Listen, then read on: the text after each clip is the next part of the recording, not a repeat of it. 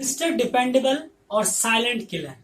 जी हाँ, ये दो आखिर किस प्लेयर को आज के मैच के बाद टैग मिल जाने चाहिए और वो कौन से दो प्लेयर हैं आगे आप जरूर जानेंगे। लेकिन आज की मैच की अगर बात करें, जी हाँ, वर्ल्ड क्रिकेट लीग 2 आखिरकार शुरू हुई आज और पहला मैच था यूएसए वर्सेस नेपाल, और जहां पर नेपाल ने शानदार जीत दर्ज की है अपने इस पहले मैच में, जो कि आज डे नाइट मैच था, 4 बजे शुरू हुआ।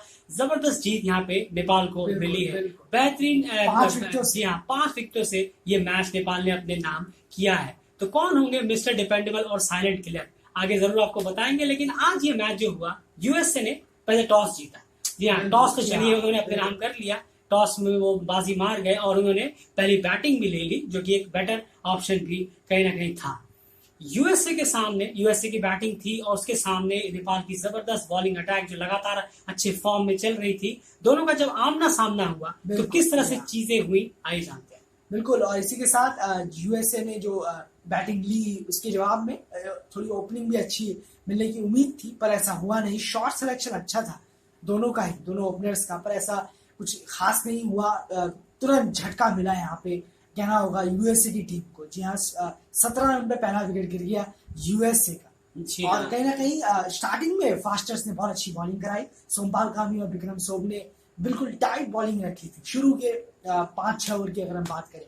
उसके बाद देखते ही देखते यूएसए ने, जी हाँ, कहीं ना कहीं स्कोर जो है वो एवरेज जो हमारा जो स्कोर था उसके करीब करीब यूएसए लेके आया। जी हाँ, और धीरे धीरे ये चीजें हुई हैं। अगर हम यहाँ पे आपको स्टेप बाय स्टेप समझाने की कोशिश करें तो शुरू के 10 ओवर में 47 रन यूएसए जोड़ पाया। जी हाँ, लेकिन नेपाल के लिए, नेपाल की बॉलिंग की अगर बात करें तो सबसे अच्छी बात रही कि उन्होंने 2 विकेट यहाँ पे निकाल दिए थे तब तक यूएसए के 47 रन के अंदर अंदर।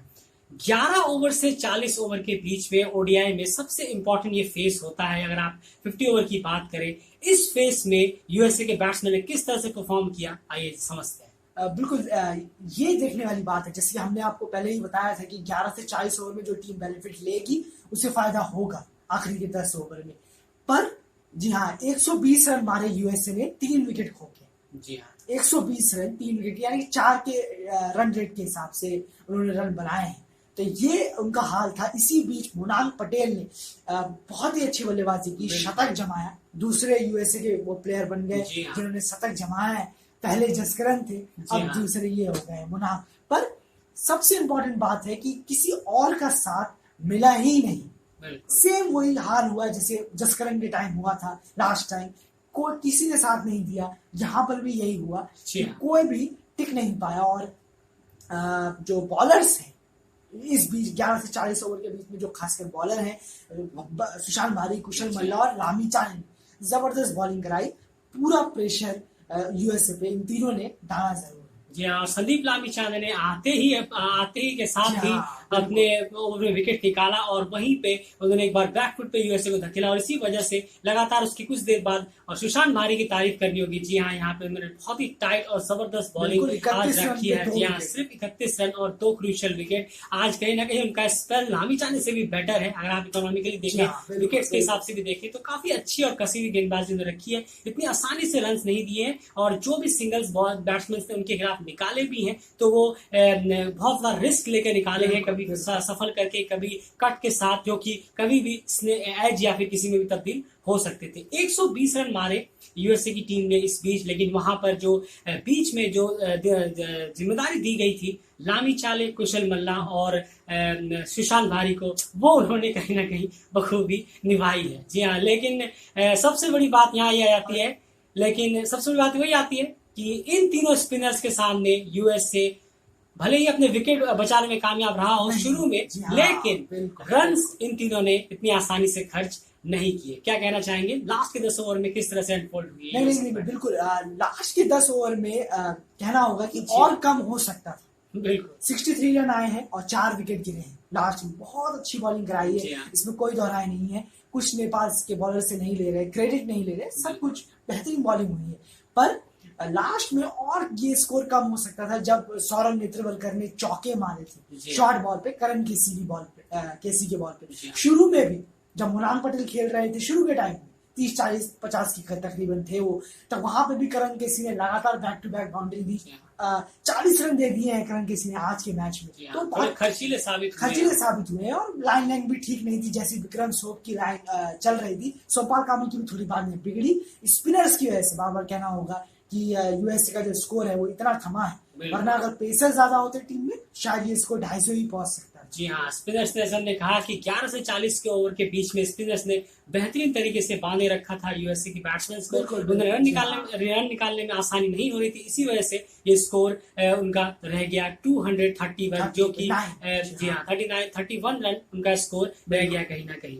और 232 का टारगेट था, लेकिन बॉलिंग डिपार्टमेंट की अगर बात करें तो काफी अच्छी स्पिनर्स ने बांध के रखने में काफी मदद की है नेपाल की टीम को। और यहाँ पर अगर हम बात करें मोनाक पटेल की, जहाँ शानदार सेंचुरी उनके बल्ले से आज निकली है। 232 रन चेस करने के लिए नेपाल टीम उतरी। जी हाँ, इतना आसान भी टारगेट नहीं था, जैसे हमने कहा था आपको कि 225 से 240 के बीच का जो स्कोर है वो बहुत बेटर रहेगा, अच्छा टोटल रहेगा। अगर आपके पास बॉलिंग अच्छी है, अगर आपने अच्छी कैप्टनसी के साथ फील्डिंग प्लेसमेंट की है, तो फिर इतना स्कोर काफी रहेगा यहाँ पर एक अच्छा मैच देखने के लिए। और कहीं ना कहीं 232 रन भी एक अच्छा टोटल था, लेकिन नेपाल की आज जिस जोड़ी ने जबरदस्त बैटिंग की और पूरी तरह से पहले ही ओवर में यूएसए के बॉलर्स को बैकफुट पे धकेल दिया, वो कोई और नहीं आसिफ शेख और कुशल भुर्तेल। जी हाँ बिल्कुल, और ये बिल्कुल कहना होगा कि इस मैच में यूएसए और नेपाल के मैच में टेक्निक बैट्समैन बहुत अच्छे देखने को मिले हैं। मोनाक पटेल की मैं बात करूं वो भी हो, और चाहे मैं कुशल भुर्तेल की, आसिफ शेख की बात करूं या रोहित पटेल की बात करूं, बहुत अच्छे बैट्समैन ये लोग हैं टेक्निक के साथ भी। पर अब बात करते हैं अगर नेपाल की, तो नेपाल ने जबरदस्त ओपनिंग शुरुआत दी, जिसकी उम्मीद इतनी नहीं थी कि 13.6 ओवर में आपके 66 रन पे पहला विकेट गिरेगा, और इतनी अच्छी तरीके से दोनों खेल रहे थे।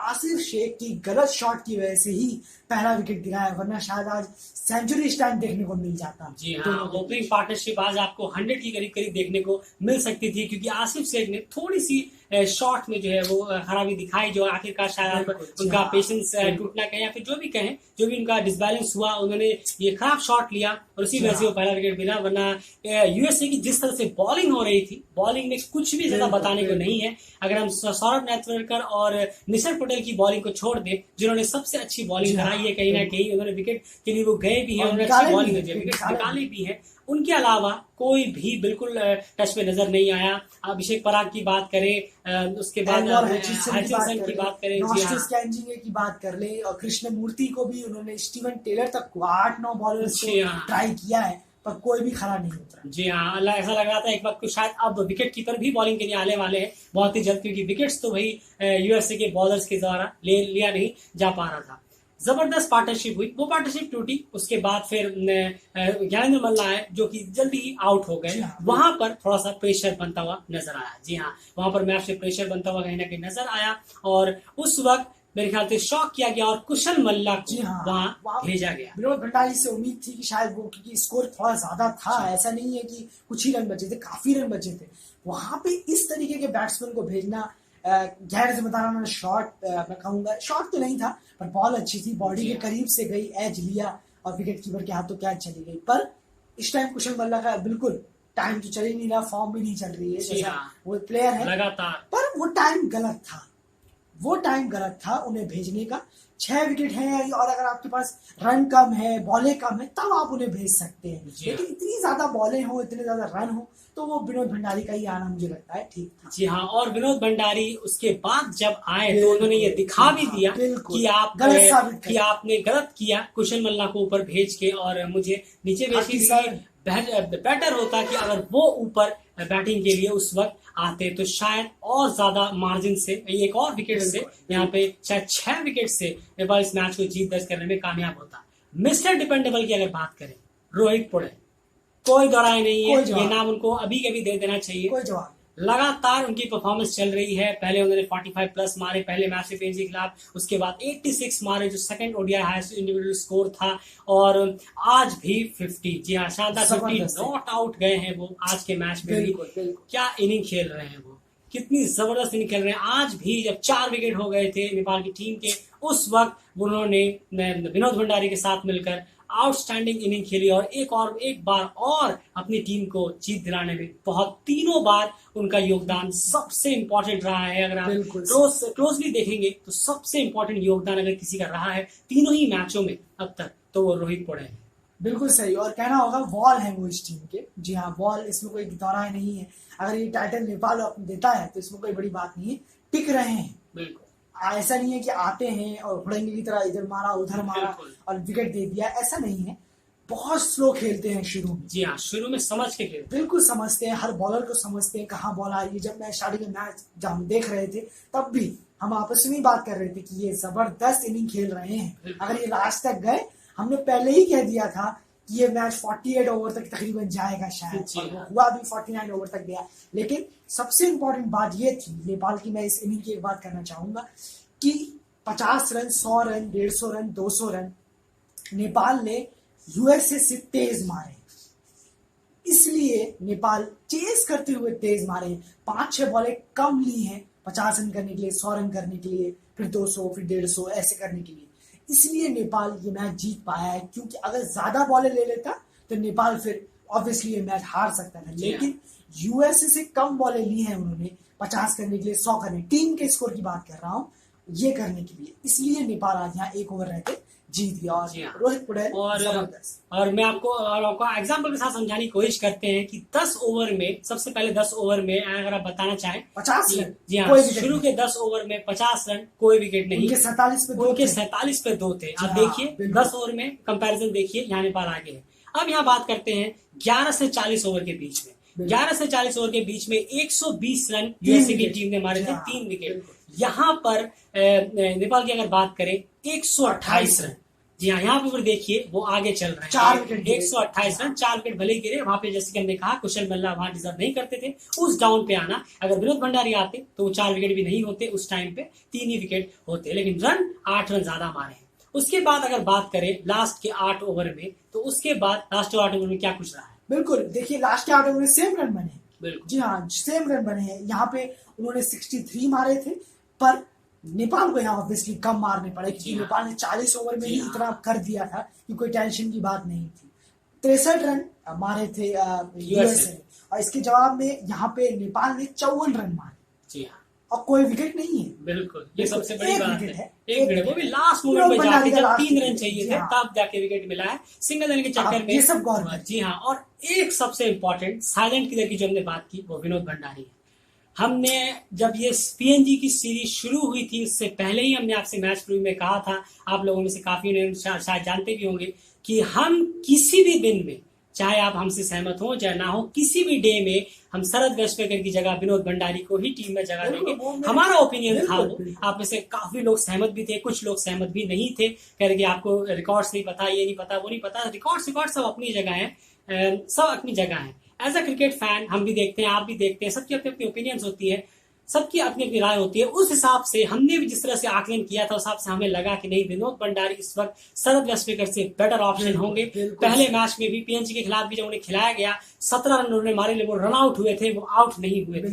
आज भी बहुत क्रूशियल इनिंग उन्होंने खेली है, 37 रन उन्होंने बल्ले से निकाले हैं। 145 पे विकेट गिर गया। जी हाँ, 145 पे 14 विकेट गिरे। तो उसके बाद रोहित के साथ पार्टनरशिप करी, जब 3 रन बचे, जब लगा कि हाँ नेपाल मैच जीत रहा है, तब वो आउट हुए हैं, वो भी सिंगल के चक्कर में, ताकि जल्दी से मैच को खत्म किया जा सके। क्रूशियल 37 रन, इन 37 रन की वजह से मैच लटक भी सकता था, क्योंकि सिर्फ 10 बॉलें बची थी मैच खत्म होने में।